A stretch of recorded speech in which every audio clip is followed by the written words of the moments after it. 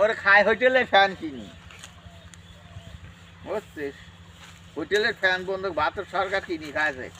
এই দেশে এমন বাড়ি ছিলি না যে 1 মণ 8 মণ কাঁসা ছিলি না, শাড়ি কাঁসা ভারত সরকার নিয়ে গেল।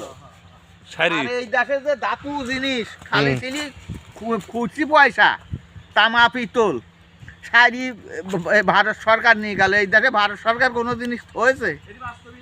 হ্যাঁ, কোনো দামি জিনিস বলতে এই দেশে থুই নাই ওই ভারত সরকার।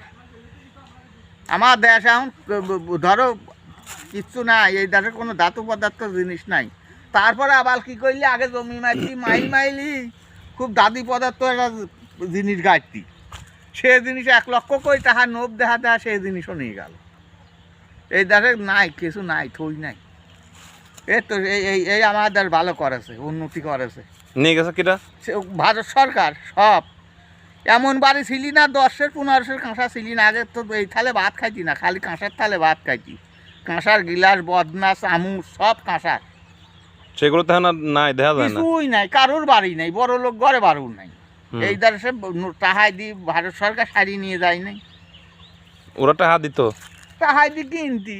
ও কিনে নিয়ে চলে যাচ্ছে, কিনে নিছে বুড়া। ওই দেশেই থাকতি, এই দেশে সালারাই বাঙালি সালারাই দিয়ে আসতি।